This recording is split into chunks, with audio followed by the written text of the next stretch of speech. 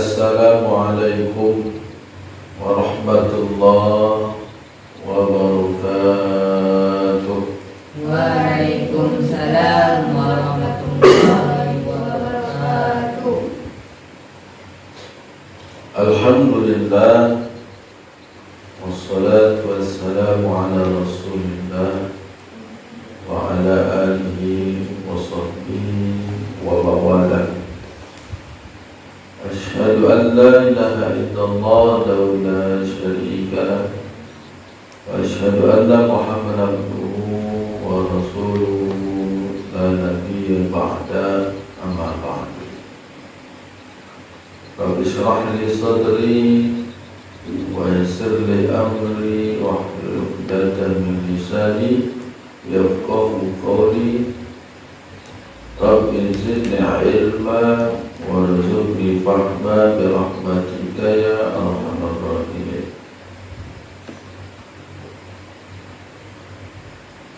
Allahumma iftah alaina futul arifin waj'alna minal ulama'il 'amilin. Allahumma faqihna fid din wa nawwir qulubana bi nuril ilmi wal yaqin. Nabi semuanya, kalau kita ingin hidup selamat di dunia dan akhirat, kebahagiaan dunia dan akhirat, tiada lain berbakti kepada orang tua. Tidak ada gunanya anak-anak Abi mondok pesantren bertahun-tahun. Banyak orang yang mondok pesantren tapi tidak berkah ilmunya. Banyak orang mondok pesantren tapi tidak berguna ilmunya. Pulang dari pondok tambah nakal akhlaknya. Pulang dari pondok tambah buruk akhlaknya. Pulang dari pondok ilmunya enggak ada manfaatnya. Itu semua karena durhaka ke orang tua, melawan orang tua, menyakiti orang tua.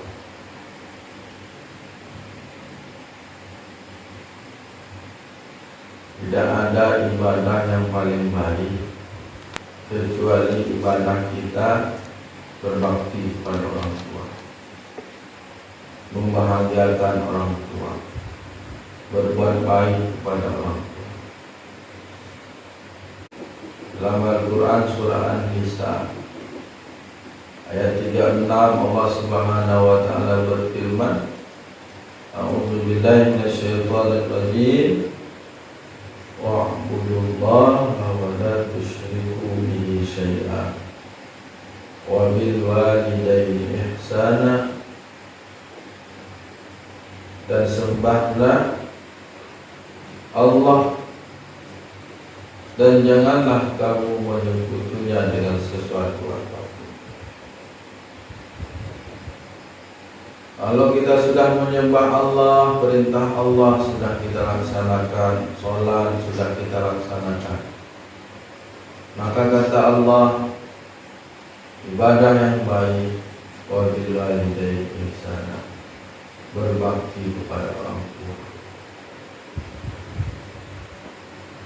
Tahajud kita ribuan rakaat, siang dan malam kita zikir kepada Allah. Di pondok pesantren kita menuntut ilmu, tapi kalau ke orang tua masih melawan, masih berkata yang A, masih berkata yang kasar, nggak betah di pondok. Orang tua ingin betah di pondok, orang tua ingin di pondok perilakunya baik, nggak melakukan perbuatan dosa, tapi kita melanggar semua, maka tidak ada artinya kita hidup di dunia ini, apalagi kita pondok pesantren. Maka dari itu Nabi, ambillah ridhonya orang tua. Bagaimana ngambil ridho orang tua? Belajarlah sungguh-sungguh, betahlah diri kita untuk tinggal di pondok. Senangnya luar biasa orang tua itu kalau kita tinggal di pondok.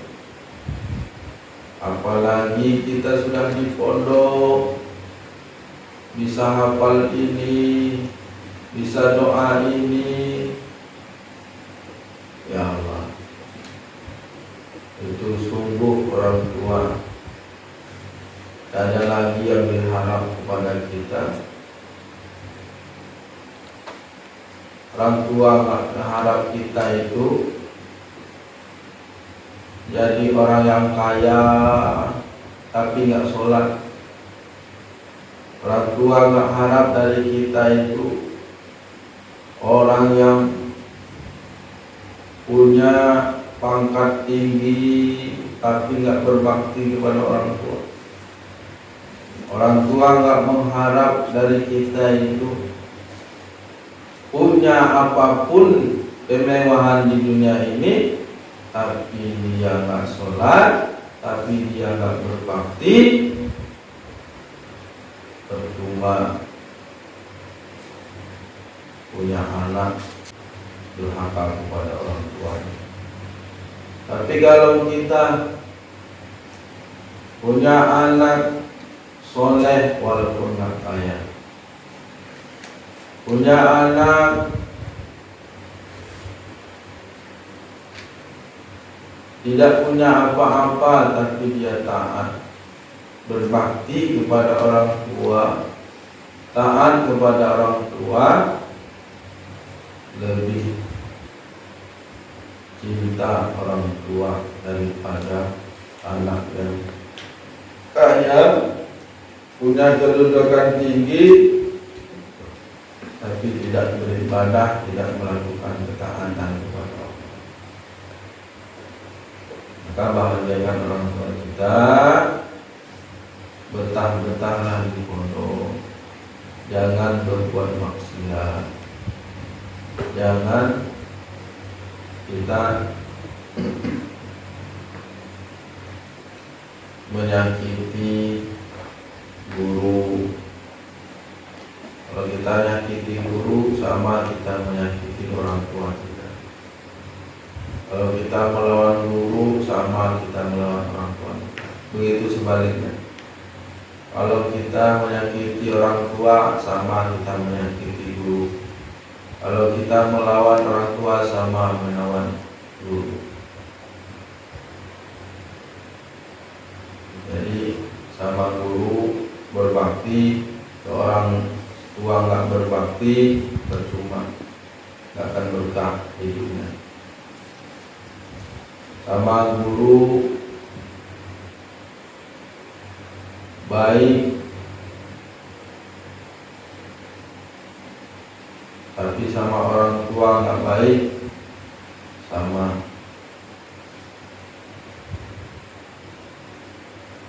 Nggak ada gunanya hidup kita. Dulu ada cerita dari ulama. Ada guru atau ustaz atau kiai, dia awalnya santri, terus santrinya ini cerdas, pintar, ilmunya sudah mantap, sudah banyak, dan tentu santri jadi ustaz juga, jadi kiai juga. Lalu santri ini tadi karena banyak ilmunya sudah jadi ustaz lah. Santrinya yang diajari banyak juga. Jadi santri-santrinya bangga dengan gurunya. santrinya tadi lebih bangga lagi kepada orang tuanya. Anaknya saja cerdas, pintar, apalagi bapaknya, ya kan? Akhirnya datanglah bapaknya jenguk orang tuanya, menjenguk anaknya yang sudah jadi ustaz tadi.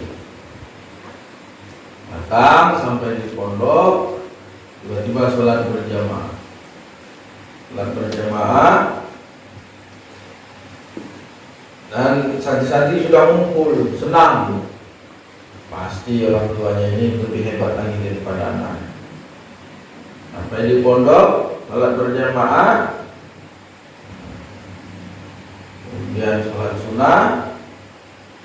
Pas lihat orang tuanya tidak sesuai dengan tuntunan, katakanlah sunnah-sunnahnya kurang lah, gitu kan.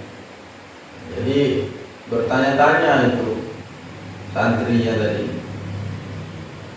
Jadi ngomonglah sama teman-temannya, kok kayak gitu ya bapaknya ya, sedangkan anaknya saja pintar, taat, soleh, ya kan, berilmu, ya kan? Tapi kok bapaknya kayak gitu ya, sholatnya aja nggak benar, gitu kan? Sholatnya aja nggak benar. Nah, singkat cerita, tadi tiba-tiba bapaknya tadi kencing di pinggir musola. Jadi santri-santrinya melihat, lah ini kok kayak gini ya bapaknya, anaknya aja soleh taat, kok bapaknya kayak gini ya. Akhirnya ngadulah santri tadi kepada gurunya tadi, ustaz tadi itu. Ngadu, ya Kiai,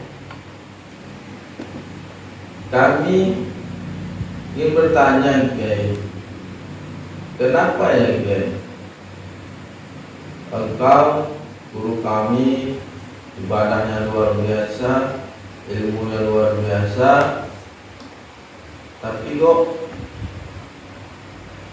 Bapak Kiai kok seperti itu? Kok gak hebat melebihi daripada Kiai? Atau katakanlah kok gak benar gitu. Kata Kiai tadi, ustaz tadi, bapak saya itu hebat. Hebat gimana Kiai?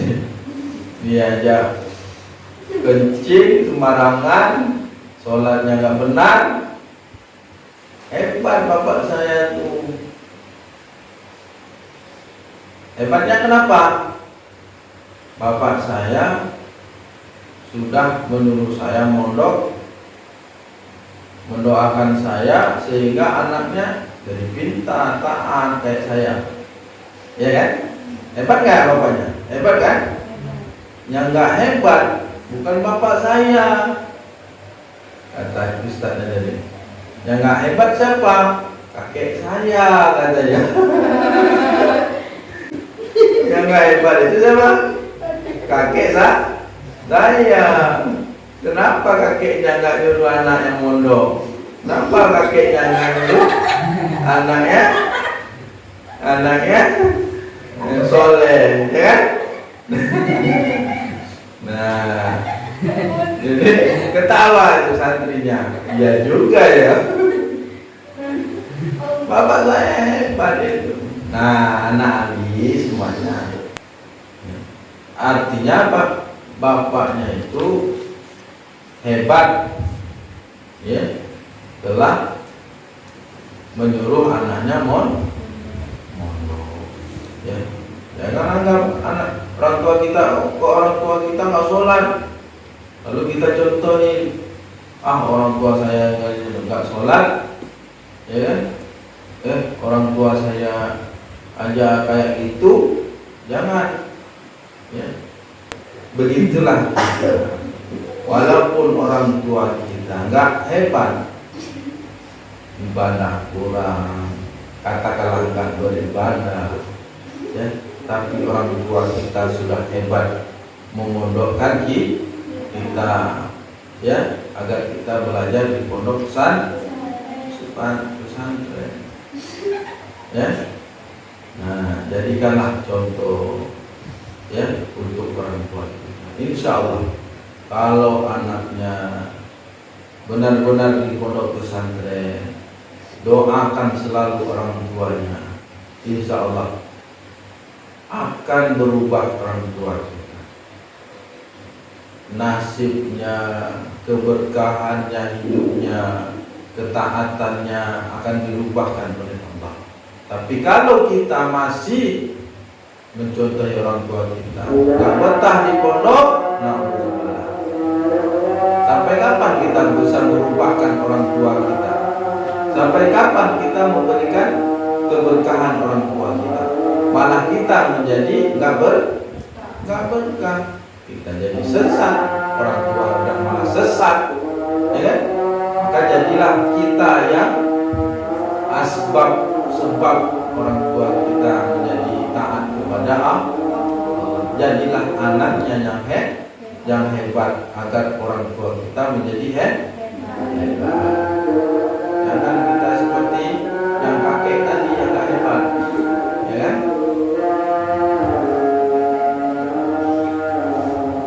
Jadi nanti berbaktilah kepada orang tua, berikan kebahagiaan orang tua.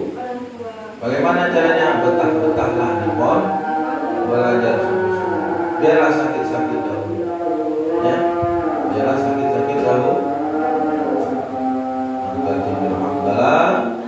Alhamdulillah, subhanakallahumma wa bihamdika, asyhadu an la ilaha illa anta, astaghfiruka wa atubu ilaik. Assalamualaikum